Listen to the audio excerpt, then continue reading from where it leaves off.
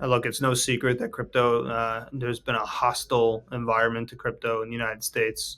I don't think that's a outlandishly controversial statement.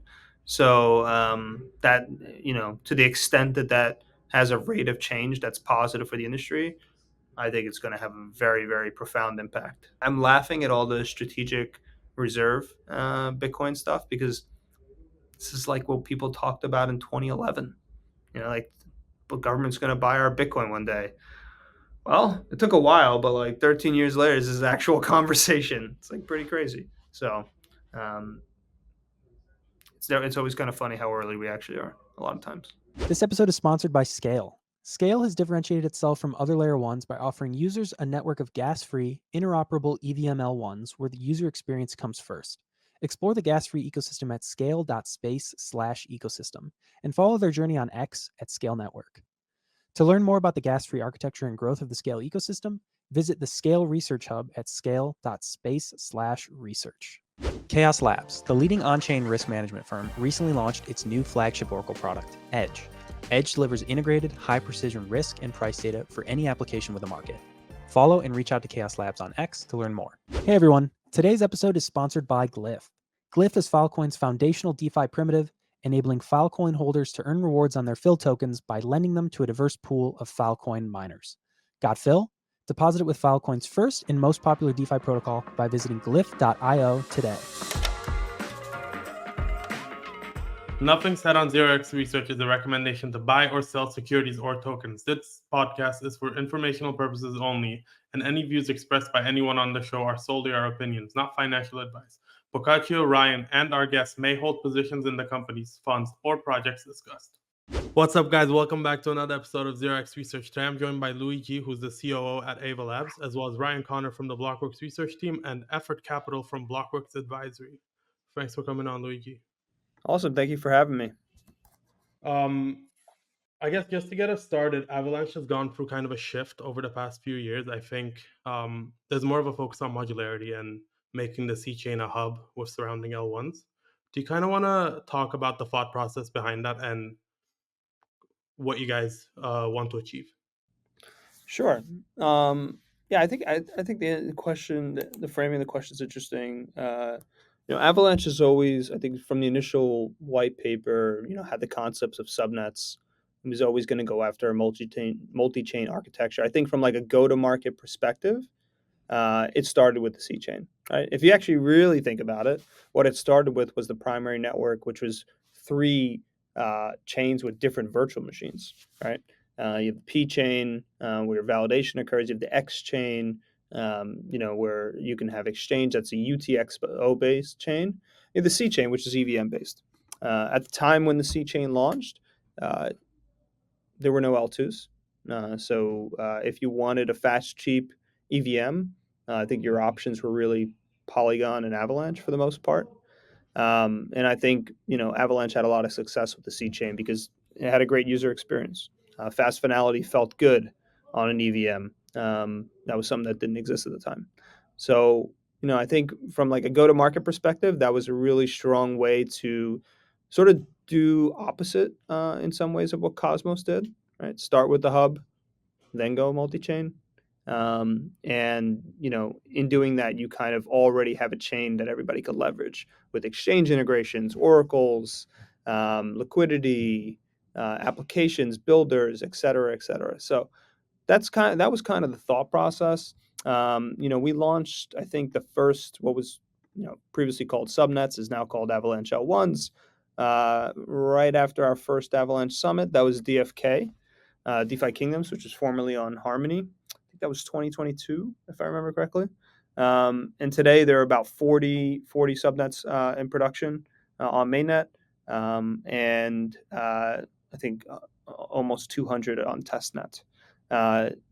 We obviously have a new upgrade coming. I'm sure we'll get into that as well, which will make the cost of launching these chains much cheaper and should play into the story of adoption for Avalanche L1s. Perfect. I'm happy you brought up Cosmos because one thing I've been wondering is what you would say is the competitive advantage that Avalanche has compared to other hub style blockchains. mean, it's a good question. There's a few important differences between Avalanche and Cosmos. They have two completely different consensus mechanisms for sure. Um, Cosmos as well started non-EVM, more of a WASM-based SDK. Avalanche is VM agnostic, so it started with the EVM. We've seen folks experiment with the Move virtual machine. Internally, we're building something called the Hyper SDK, which is completely abstracted from the EVM. So I think there's differences there as well. I think there's also just a cultural difference in a lot of ways. Like Avalanche brings, I think a much more business-minded focus to building a network. Right, it's focused on enterprises as well as native startups in Web3. It also, in a lot of ways, has built several different pieces of infrastructure and tooling to have people launch chains easily, like Ava Cloud, for example. So I think it's just taking a different approach to scaling the network. In addition, like from a technical perspective, the communication layer is completely different. Avalanche has like interchain communication, ICM, which is different than IBC. Uh, it, in a lot of ways, allows for, I think, faster cross-chain communication and a lot less overhead. Right, and Cosmos, I think um, every single node needs to maintain every single state transition across every single zone. That's not the same in Avalanche. That's all maintained by the P chain indirectly. So there's some architectural differences. There's cultural differences, um, and I think like you'll kind of see this across a lot of things. There'll be a competitive market. Yeah, I would love to jump in here as like a historically speaking Cosmos maxi. I think I said this a while ago actually when I did my own analysis of ACP-77. I think Avalanche is taking a lot of best practices and lessons learned from like the Cosmos and Polkadots of the world. Success is predominantly path dependent. So yes, Cosmos has an interoperability standard and a hub. So does Avalanche. The problem was that for the hub, at least, and I think Polkadot, there's some parallels which I'll get into in a second. The interoperability standard of the Cosmos ecosystem, which is IBC, found product market fit before the Cosmos hub actually had services to offer the growth of its L1 like ecosystem. So what ended up happening was like IBC found gained adoption, but the Cosmos hub was just sitting there and not really, I guess, finding success off of the back of the things that it funded. Polkadot, ready? Like Polkadot chose the wrong go-to-market strategy for their app chain infrastructure. If everyone remembers when Parachains launched, it required chains that wanted to leverage the shared security network of the relay chain to put up massive sums of money, predominantly the users, to pretty much bid to say like, yes, I believe Parachain A deserves to get this shared security features of the relay chain, and it was like a high opportunity cost of capital to like launch a Parachain. Avalanche is taking a different approach. The C chain is a liquidity hub already. It is a smarter, smart contract capable, smart contracting platform. And now it's able to already have this product market fit in the ecosystem and like a center spot in the ecosystem while AWM, I think there's a different acronym now, Luigi, my apologies on that. But now you have an interoperability standard that is launching and growing in tandem with the growth of its L1 ecosystem. And on top of that, to take lessons learned from the Polkadot ecosystem, instead of high upfront cost to launch an L1, ACP-77, which we'll get into later, I'm sure, really drops that to be more of like a pay-as-you-go or like on-demand pricing structure for launching your own L1. So yeah, overall, I think that there's a lot of parallels, but I think Avalanche is probably doing it right. Perfect. I guess you mentioned that there are 40 L1s on mainnet and 200 L1s on testnet. What type of relationship do you guys have with the L1s, and how much support do you offer them? Is it kind of hand holding, or do you just give them the tools and say figure it out? Yeah, no, I don't think we're much less the figure it out team. We definitely handhold a lot of teams. I will say, like the handholding was a lot stronger in the beginning. We haven't had to do that as much, right? Like as new as new tools come online, as there's good use cases to demonstrate, as there's better documentation, as there's resources like the Avalanche Academy or the Avalanche CLI, launching these chains is becoming easier and easier for folks. Um, with that said, like if you ever want to play in an enterprise or institutional game, there's no world where it's just go use it. Like that's not going to happen. There's a reason Linux, needed a Red Hat to be successful. In the early days of Wall Street, there's a reason that happened, and it's going to be no different for blockchain. I've spoken to umpteen million financial institutions, enterprises, consumer enterprises, etc. Like most of those people, they don't want to be the person at that company that makes a decision, gets in trouble because they made a decision, has nobody to call. Want somebody to call. And we've set up ourselves to be able to provide that service in a lot of ways. And I think that is just a pragmatic go-to-market strategy, frankly. And so, yeah, we definitely hold hands. But what we want to see happen with after ACP-77 is we want to see more of the do-it-yourselfers, right? The DIY builders who launched their own chains. We are now. I don't think anybody knows this, but permissionless chains weren't possible on Avalanche until after this upgrade. So it's like a market that was just never available to Avalanche until after this. So we want to see a lot more of that. We want to see a lot of validators. We want to see people experimenting. I think before this upgrade, Cosmos was your only choice for a permissionless chain that wasn't EVM. Perfect. You brought up ACP-77, which is something that I definitely want to talk about. So, with ACP-77, which hasn't gone into effect yet, as far as I understand, the proposal is to switch from a staking model to a pay-as-you-go model. What's the reasoning behind this, and what do you foresee will happen? Yeah, there's a few different things. Let me start from the very beginning. I think the community took a bunch of feedback in, internalized it, and like this is the output.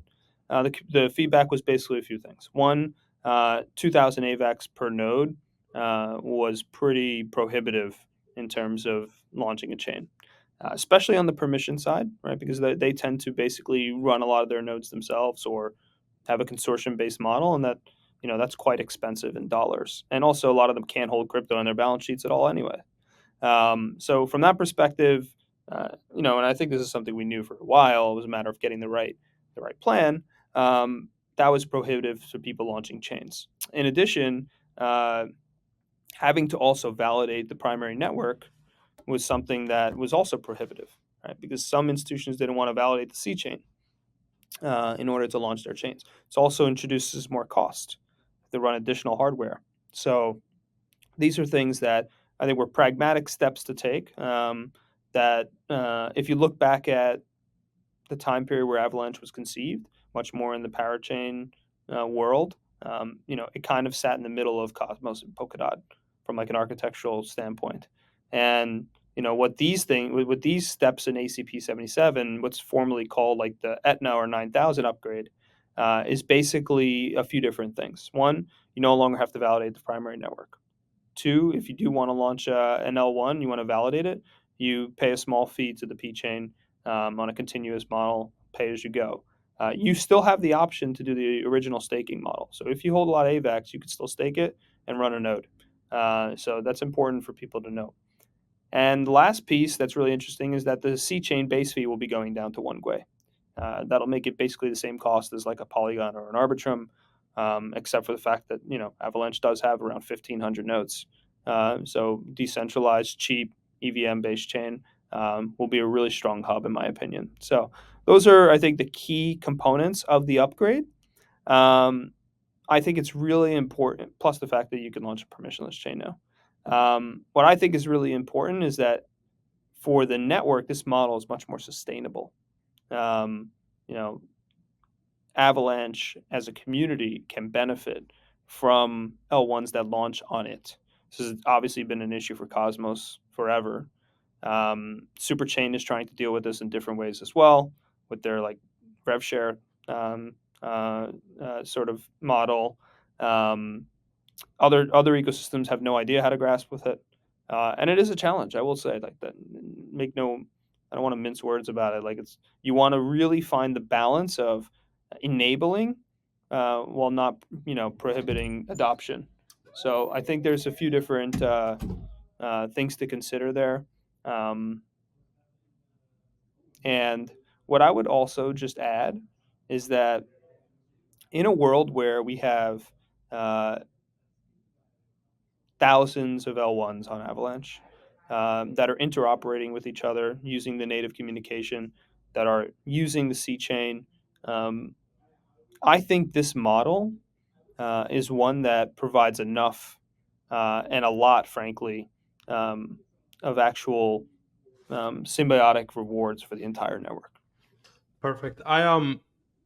Both me and Effort Capital wrote a little about ACP-77, and so looking into it, I did see that it makes it, first of all, very cheap to launch L1s, uh, performant L1s. One thing is that revenue generation would not be as good as it is under the staking model. Um, and I guess the counterpoint to that is that we're going to get thousands of L1s, which is fair. How do you get there? What does the go-to-market look like, and what's your main focus to achieve that? Yeah, great question. There's actually it's also interesting, right? Like the staking model is staking, right? It's not burning. So you also can't equate it one for one, because in the pay as you go model, these fees are simply burnt. Um, so I think in terms of the go to market, we have a number of different programs and initiatives that we're rolling out. One of them is the Retro 9000 program, and that is up to $40 million in retroactive grants for teams. Yeah, it's a quite large program for teams that build L1s on Avalanche on what we're calling the incentivized testnet. So when this launches on Fuji, I can give a little alpha quite soon, really soon. Um, we have a actual platform, a social platform where builders will come. They will be social about what they're building. They'll talk about it. The community can upvote them. So it's a little bit different than the way Optimism does their retroactive program. Here, there will be community engagement in that. And what's also exciting is that we sort of have this opportunity to learn a lot about different things that people do. Like if you want to build, let's say you want to build a new staking contract. You want to write a new staking contract. That's infra open source that everybody can use. That's something super eligible for a retroactive grant. Or if you want to, if you're in the market for building your own chain, you should come and do this on the Retro 9000 platform or the incentivized testnet during this time period. Get started. When you deploy on mainnet, you'll receive a retroactive grant. So I think that there's a really good case for folks to sort of if they're in the market for a chain to kind of use this platform.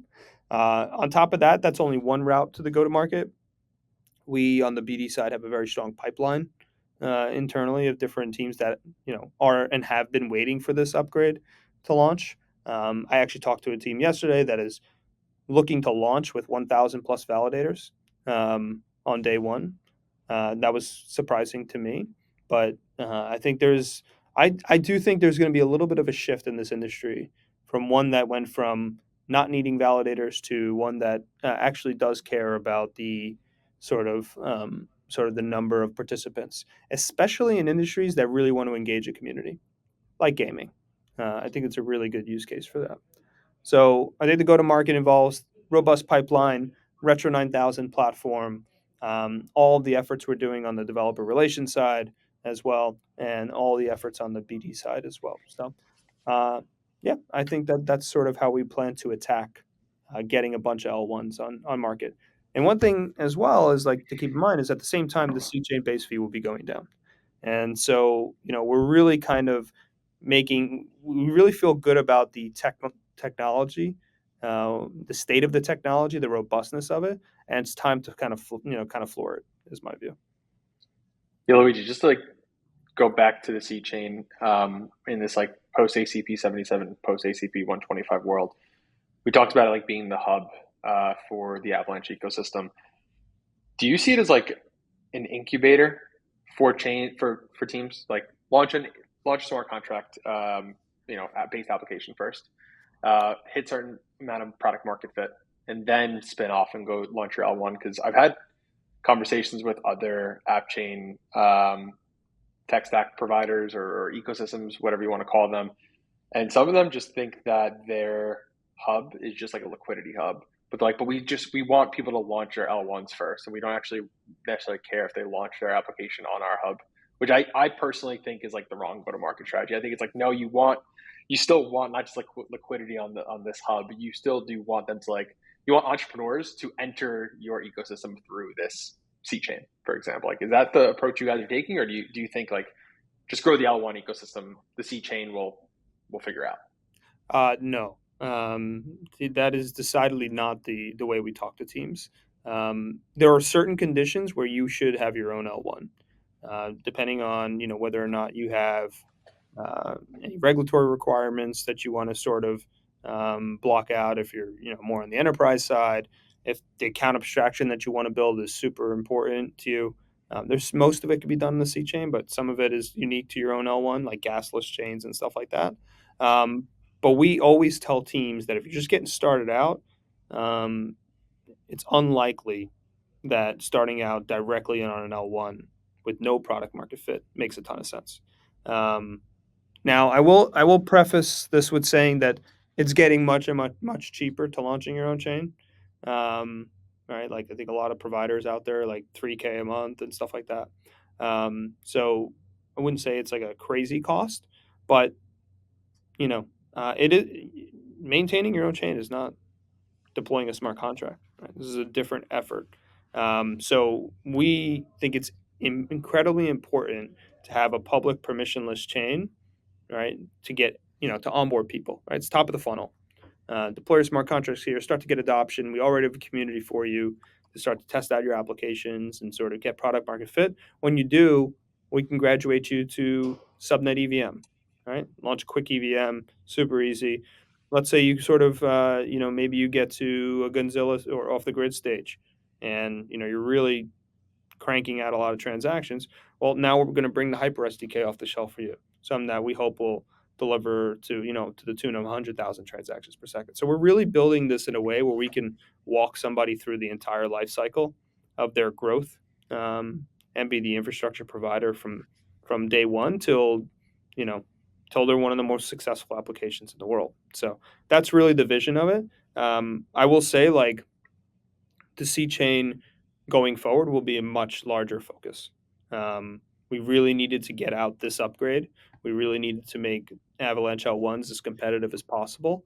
And I think, we're now at the point where we can deliver not only simple upgrades like a base fee reduction, but actual true optimizations that we've been researching for years.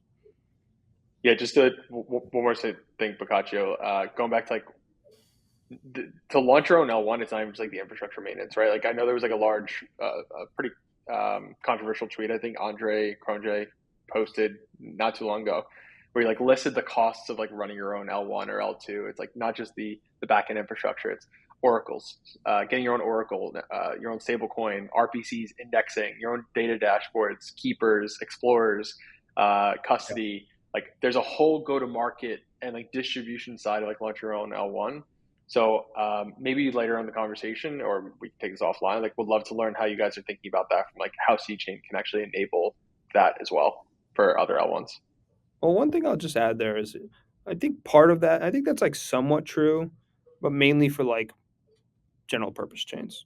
Uh, if it's not a general purpose chain, I don't think you need all that infra. Most of it you don't need, frankly, especially the expensive parts. You don't need exchange integrations. You don't need oracles. All that stuff can be pulled directly from the C chain. Stablecoins you don't need. You can pull it directly from the C chain. So I don't think you need all that stuff unless you're trying to be like Blockworks chain, general purpose chain. Like Soon. I know it's coming. I'm sure it's coming. Everybody's got chain. You're next, right? No, I'm kidding. No rumors. No rumors. But yeah, so that's how I would answer that. Fantastic. I'm glad we brought up the C chain because one of my big worries is that you guys are going to forget about the C chain. And I loved Avalanche last cycle, and this cycle.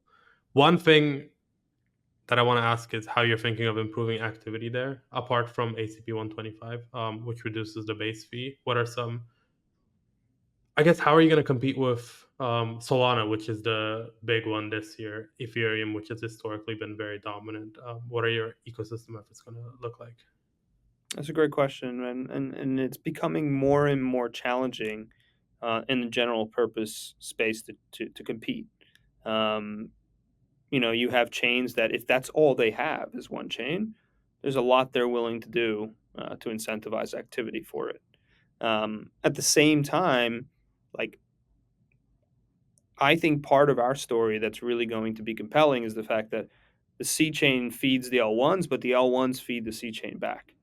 That is part of the story. Somebody launches a permissionless L1, not every single one of them is going to put a DEX on that chain. Not every single one of them is going to, have an on ramp directly to that chain. They're going to use the C chain for that. In order for that to happen, though, the C chain needs to be cheap. If it's not cheap, then it's a terrible hub, right? And I think that's the problem for Ethereum. It's slow and it's expensive. That's a bad hub, right? Because you can't actually route things through it. If I'm paying like a tenth of a penny on the L2, but then I have to pay $10 on the L1 to get to the other L2, I know that's not how communication works across L2s, but if it was, that would not be ideal. So I think for us, it has to be cheap. Now, in terms of competing, we have a few different programs lined up for the C chain in particular. I can't really get into too much detail about them because they're not public, but there are a few different efforts that, in my opinion, will be quite. I think they're innovative, and I think we'll probably see every chain have what we're going to do soon after. Stuff that's been in the works for a few years, frankly. So I'm excited about some of the programs we plan to use to get adoption for the C chain. I don't think you can do the go after a specific vertical only for a chain type thing. I don't think that works. And for a lot of builders, especially in DeFi, it doesn't really make sense to deploy on one chain. Like it's like saying you're only going to have McDonald's in one town. It's going to be quite tough to do, right? You have to compete where the competition is, where the liquidity is, where everything is. So it's incumbent upon us as a community to actually build liquidity, fee generation, economic activity on the chain, such that everybody needs to be there. And for me, that's one, some of the programs we're going to launch, but two, making sure that the L1s become and feed the C chain as well. If the L1s never feed the C chain at all, that will make it much harder for the C chain to be successful and have its own unique story. So you said you didn't want to cater to specific verticals, right? But like one empirically, Sorry, what I mean by that is that C chain won't be like the gaming chain only. yeah. That's what I Okay. meant to clarify. I guess framing then around like go to market and who to target and what's hot, what's not. Like I think objectively, one thing that's worked very, very well, whether or not these teams like it, is like degen activity, doing silly stuff on chain, as many of our analysts like to say. Um, that's certainly been the story this cycle. The overwhelming and dominant theme of this cycle is meme coin trading. Last cycle, maybe like the number two narrative was NFTs. I still think like DeFi activity overwhelmed, but even that was like very degen in nature. You mentioned enterprise earlier.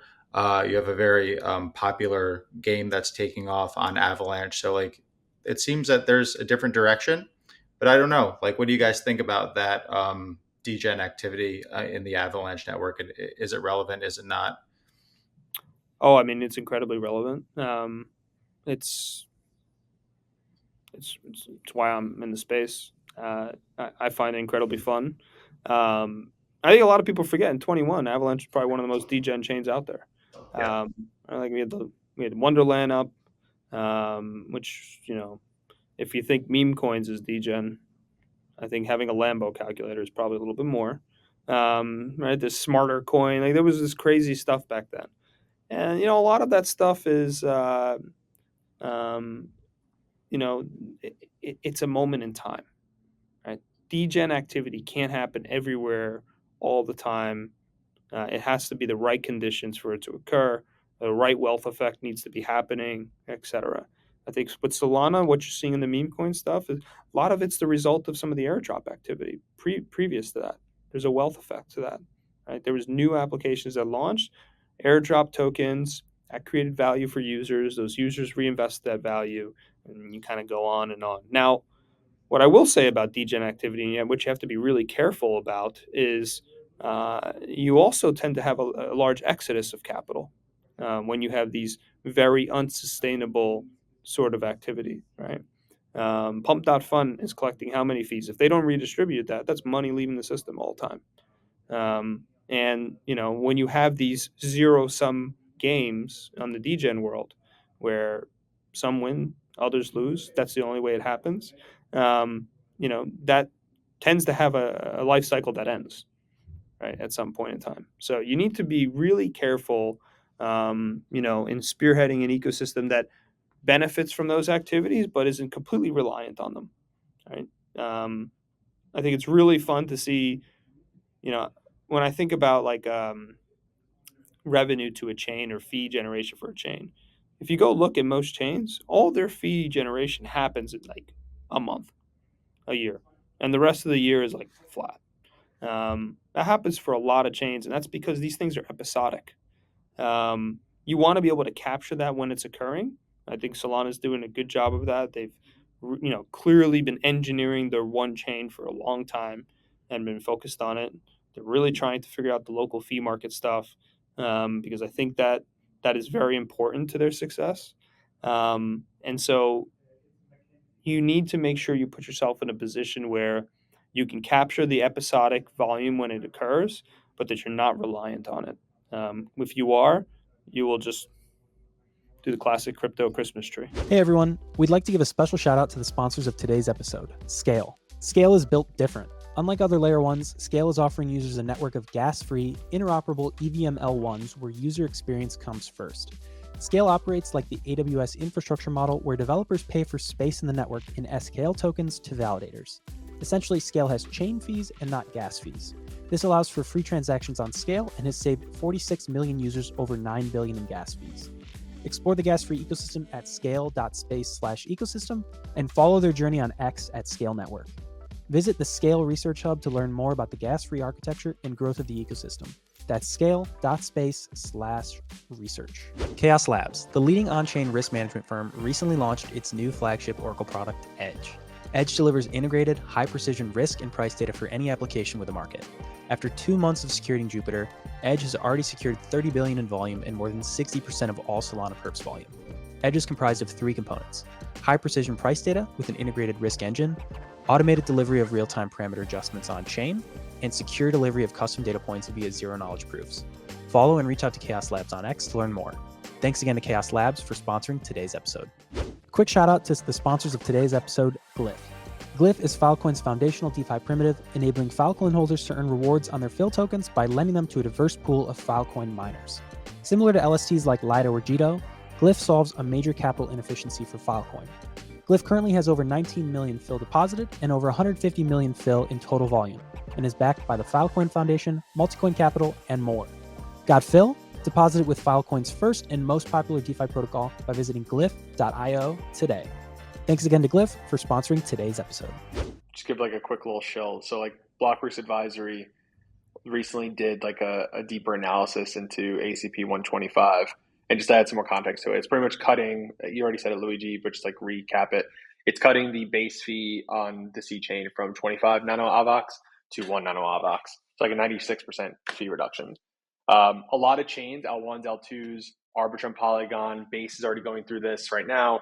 A lot of them have gone through like either the real or thought exercise on increasing gas limit, lowering base fee, like what should we do? I've never seen someone in this space actually do an economic analysis or pretty much a composition analysis saying like, if we do this or pre-base fee decrease or increase and post-base fee increase or decrease, like what actually happens to the chain?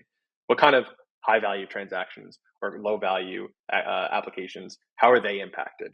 So what we ended up doing was pretty much modeling out, comparing optimism pre 4844 and post 4844, because that was effectively a base fee decrease, because it obviously lowered the overall like user transaction fees on Optimism. And we thought, all right, like here's how the economic activity composition changed. Meme coins went up, DeFi went up. Certain verticals saw increase in transactions, and certain ones saw lower transactions and overall like gas consumption and active addresses and what have you. So what we did was we took like Optimism, because it had a relatively similar application composition makeup to the C chain. And what we did was we predicted like what actually happens if the C chain decreases its base fee. And what we found is like going back to degen activity is like we think we're predicting that meme coins are going to go up like 40 to 80% with this decrease. The caveat to that is also finance, like DeFi, we think is going to see like a growth story. We think meme coins are going to see a growth story. The problem is that even with this net increase in transactions, you're still lowering the base fee by 96%, right? So we still think like overall transaction fee revenue for the C chain is going to decrease by like a wide margin, like 85, 90%, which is something that is really indicative of like needing to get more entrepreneurs to launch on the C chain and have like a handful of champion applications that really drive net new users, net new liquidity, and overall, I think attention to the C chain. So I just calling that out, but I thought it was like a really interesting analysis, because I think other L1s and L2s that go through this thought exercise in the future can like use this as a reference point. Well, one thing to add there is like, remember we're lowering the base fee, right? So base fee stays at the base fee so long as that target gas is met. Once it's exceeded, base fee goes up. So any episodic, very high activity days, moments, months, etc., will still generate very large amounts of revenue, and this fee reduction really won't impact that at all. What it does impact is at times where the demand for the chain is basically being met by what the target gas is, that fee will be lower. And so what's really nice about that, in my opinion, is that it enables and allows for a lot of other use cases that are that wouldn't otherwise consider a public permissionless chain, general purpose chain, that would have to go their own chain. But at the end of the day, like if there's really, really high value activity on the chain happening, there will be a lot of fee generation. So it's a matter of getting that. Yeah, I mean, you're 100% right, right? Like pre-bull run, Solana base fee was about, I think I looked earlier, was about 50 or 60%, or even larger than that, actually, of overall fee generation for Solana. Post bull run now, it's like down to, I think, sub 10%. Like 90% plus of the fee generation for Solana is through priority fees and mostly Jito MEV, Jito bids to get inclusion in the block. I mean, how So much of that, Avalanche's fee generation was inscriptions, right. right? I mean, just a moment in time where people were willing to pay a ton of money for block space, disproportionately more than on an average day. It's just that's why I feel like that model for fee generation, it's what the market's excited about today. It's not a very sustainable model, right? I think applications will actually over time reduce the amount of leakage that's happening by that type of activity, because that's a cost borne to the user directly. And so I don't think there's a world I think when people thought about that exciting moment for ETH DeFi back in the day, ETH L1 DeFi, we all knew that it was probably not super sustainable. Right, every time there was activity, fee went straight up to a part where nobody wanted to pay for it.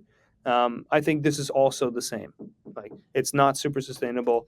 You will have the fee leakage, and so we need to sort of you need to find the balance. And I do think what the new model does is it actually does find that. Right, we have value accrual for all the L1s that are launching on Avalanche, right, and that's a more sustainable base and floor. And then there's sort of like the more volatile type fee generation, which is more, that's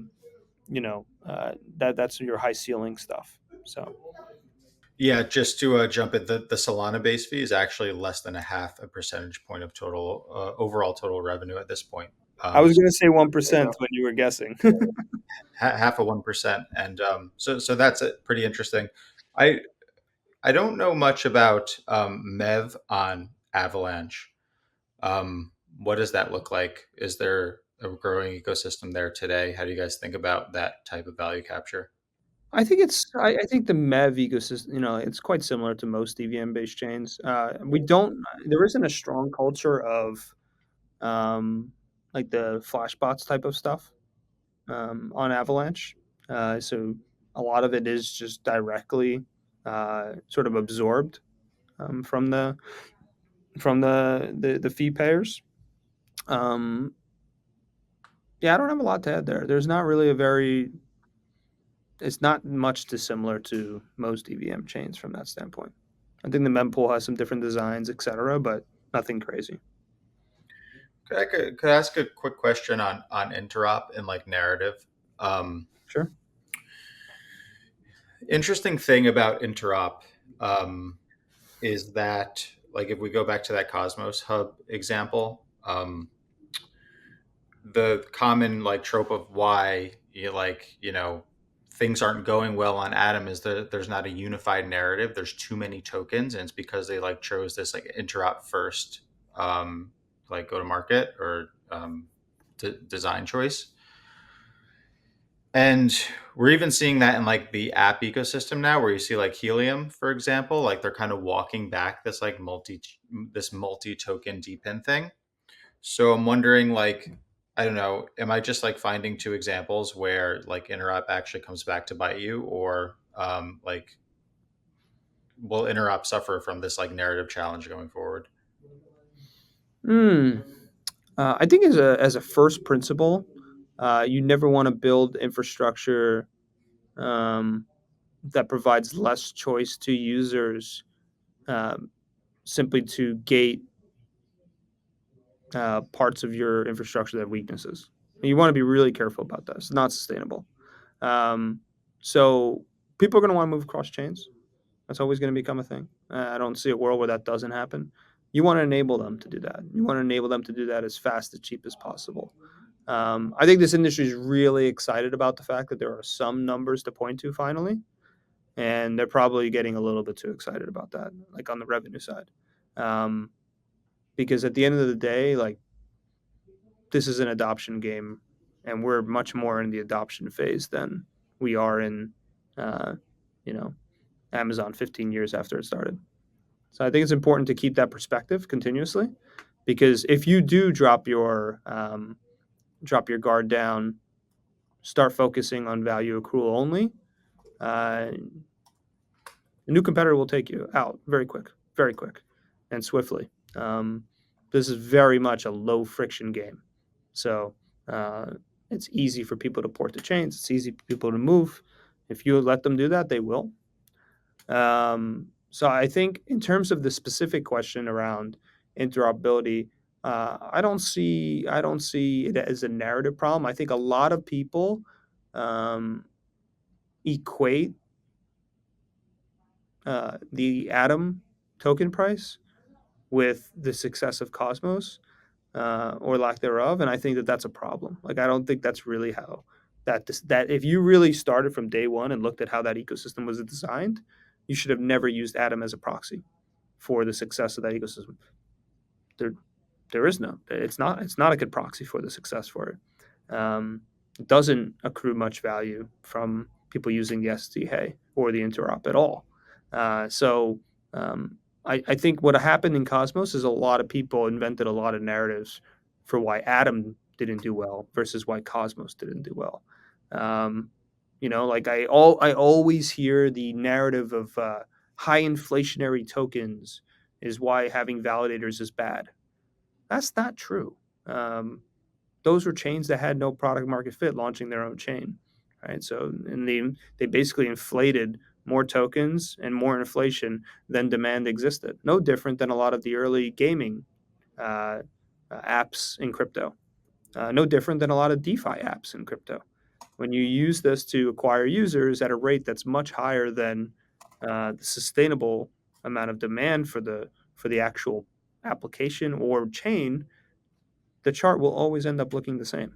So I think people need to get much smarter about tokenomics. They need dynamic supply schedules that are tied to whatever the KPI that individual application or chain is actually trying to achieve.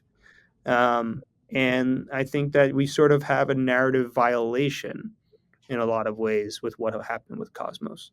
I think people attribute a lot of things that happened there to lack of success, and I think the premise is wrong from the start. Perfect. I've never seen David nod this much. David has PTSD, and I'm just Yeah, I do. explaining why. Luigi, maybe let's talk a bit more about the other guys.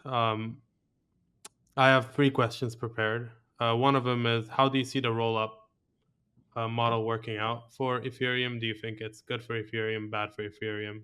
ETH 3.0, any hot takes about the mother chain is appreciated? So there's a few things there. We have a number of. So I think your question is really about the state of Ethereum. Is that basically, yeah? So there's a few things there. Ethereum has this situation where they took the part of the ecosystem that people were excited about in the L1 and the DeFi and what attributed all the fees, and they sort of instead moved a lot of the value and fee activity to the most commoditized part of the stack, which is data availability in a lot of ways and settlement. And so, you're kind of seeing that transition play out in real time. And it's also playing out in real time when another competitor is actually capturing that volume. So we need to be really careful about how we think about the um, the timeline along these curves, right? Because some of this stuff doesn't necessarily happen in a straight line. So I think ETH is really suffering from a few different things. One is uh, all the MEV that it used to capture is being captured by the rollups instead, and it's also happening at a time where another chain is capturing a lot of MEV. Those two things combined has put it in a precarious situation. But with all that said, it's still building, a robust ecosystem, and it does capture some value. Now, what I think it needs to be careful of is not putting itself in the middle of a bunch of different situations, right? It has Celestia on one side trying to capture the data arm. It has, Solana and other chains trying to capture, the MEV part of the equation, and then it has other chains like Avalanche competing with it on the multi-chain thing. So you want to be careful not fighting every single battle, across many fronts. You alluded to this a bit, but how do you see Solana shaping out? And maybe also, how do you see the new Move L1s shaping out? Do you see them as, I guess Solana is a very clear competitor to Avalanche, to C Chain. Um, I guess the Move L1s, how do you see those ecosystems shaping out? Um, Here's what I'll say. I think it's about order of operations. I don't like they're deploying one chain, and that chain is, and that's their full focus. I think there'll come a time where they want to make that more multi-chain. And we started with both, frankly, and now we're going to be pushing sort of the scale of the vertical side of the equation now on the C chain. And so I think it's really like where you started, where you end up. But I think these things all look pretty similar at the end. And I think that that's really what we need to be careful for. It's really just about where you started, where you end up, and I think that they will at some point say like, yeah, we need to also accommodate people who want their own chains, and that's just not where they're starting from. That's my view. I know they don't say that publicly, but that's what I think will happen. Luigi, just a quick question with like just bringing up Move and other VMs more generally. Is it have you guys thought about internally, and maybe you can't share this, but any plans to make C chain multi VM like a VM, a move VM compiler down to Solidity or what have you, just to like grow the TAM of the developers that C-chain can go after? I don't know if it's multi VM. Um, I think right now we're focused on uh, increasing the performance of the EVM on the C chain. That's the primary focus. Um, whether that involves putting the EVM on the Hyper SDK, whether that involves just direct optimizations to the EVM, a la the efforts of Monad, or and other people in the space of who that's all they're working on.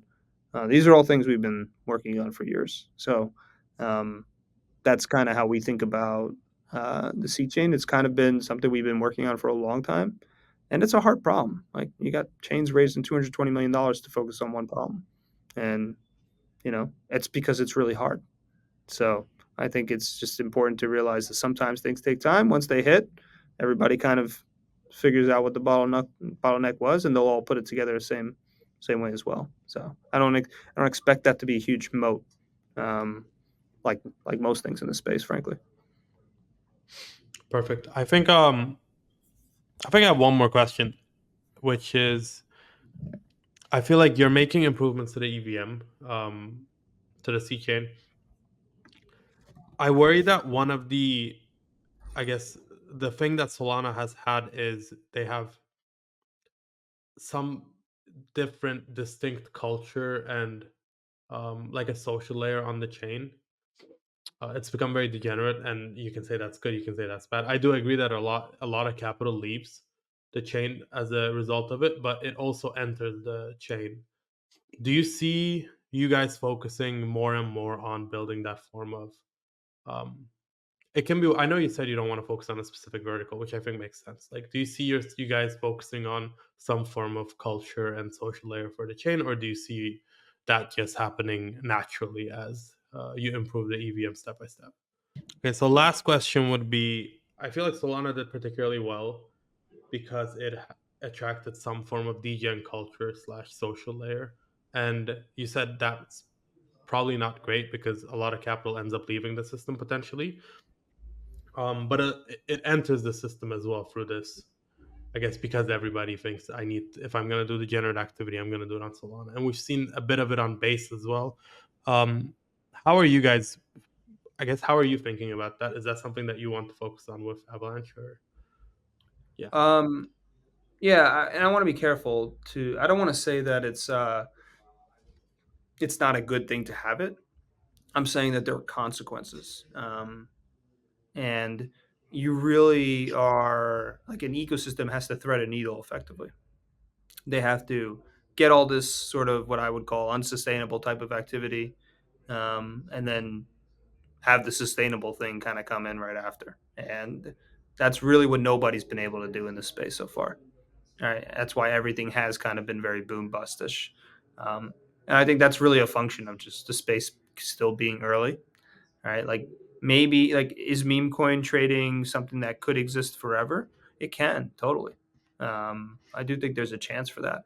I think it's probably more probable that it transitions into trading of actual assets that people normally trade, stocks, bonds, stuff like that. Um, Hopefully with the better regulatory environment, that isn't a decade away anymore. So I think it's really, you really want to find the balance of letting that unsustainable activity that brings new capital in, and sort of let it kind of find use cases that are more sustainable. Like, we did after 2021 see a lot of activity stay, and that activity stayed in DeFi. People still were borrowing against their liquidity, right? Like, Avalanche has BTC.B, which is one of the largest Bitcoin bridges out there, direct bridge to Avalanche, and those are things that captured value. In terms of us, like I said, there are a number of different initiatives that we're taking to allow, sort of set the right conditions uh, such that this activity can occur. That's all you can really do. Like, you can't actually make it happen. Um, I think that to the extent that you get too involved to make it happen, it will be unsustainable. And so, especially for degen activity, it's about having the right conditions. Number one, what's that include? Number one, you just got to make sure you have the right actual infrastructure. That's the bare minimum. Do you have the right arm ramps, et cetera, et cetera? Number two, do you have interesting developers building on your chain that are going to launch cool tokens? People want to trade cool tokens. So that's like another condition that you need. Number three, do you have good applications that people enjoy using trading that? Like Jupiter's a great example. I think that drew a lot of people to Solana, and so did efforts like the Phantom Wallet, et cetera. But the biggest condition that they had is they had a lot of capital inflow via the airdrops, and those are the conditions you need to create in order for that kind of activity to develop. Yeah, I can't agree more on the airdrop comment. I think you could probably chart it out and see that after Jito airdrop, activity probably like quadrupled. And then Ryan, also the bonk stuff too, right? Like, once that gets listed on an exchange, it goes straight up and so many people have it, and now there's a huge wealth effect. So sorry to cut you off. no, that was it. Perfect. Ryan, David, do you guys have any more questions? Yes, but I don't know if he can answer it really, but like, or at least publicly state it. But there's potentially huge like tailwinds for the industry from like a regulatory perspective. Avalanche has historically kind of positioned itself for institutions. You've already found some institutional adoption even prior to this, like regulatory tailwinds. Are you guys like, our phones ringing off the hook? Like anything you could publicly share, either from like Avalanche perspective or more industry wide perspective on, I guess, institutional adoption of the industry. Look, it's no secret that crypto, there's been a hostile environment to crypto in the United States. I don't think that's a outlandishly controversial statement. So that, to the extent that has a rate of change that's positive for the industry, I think it's going to have a very, very profound impact on the industry. I'll tell one story. Right after FTX, there was actually a situation where we were in touch with a very large institution. We worked on a project for a long time. They canned the whole project a few days after FTX for no reason other than FTX. Tons of effort, tons of brain bashing against the wall, and just completely shut off. I think you'll see the opposite of that now. There's going to be a catch up that has to happen, and the teams at these various institutions and enterprises that shut down their crypto departments are looking around the room right now asking, well, what do we do now? And that's only going to get louder and louder. And the teams that we've been working with for years are well positioned to capitalize, in my opinion. So I think it's going to be incredibly new. We have not had an environment like this. So let's hope that they keep to promises and that we actually get to a point where, um, this industry, crypto, isn't operating in a world that's 15 years behind. Like I'm laughing at all the strategic reserve Bitcoin stuff because this is like what people talked about in 2011. Like the government's going to buy our Bitcoin one day. Well, it took a while, but like 13 years later, this is actual conversation. It's like pretty crazy. So it's always kind of funny how early we actually are a lot of times. Perfect. Okay, Luigi, thanks for coming on, man. This was really good. No, thank you for having me. This is a fun conversation. Love the podcast. Always catch it, and appreciate the availability. Perfect. Thanks, Luigi. Nice chat. Thanks again to Scale for sponsoring today's episode. If you weren't already planning to, make sure to go check out Scale's ecosystem. Explore the gas-free ecosystem at scale.space/ecosystem and follow their journey on X at Scale Network. And visit the Scale Research Hub to learn more about the gas-free architecture and growth of the ecosystem. That's scale.space/research.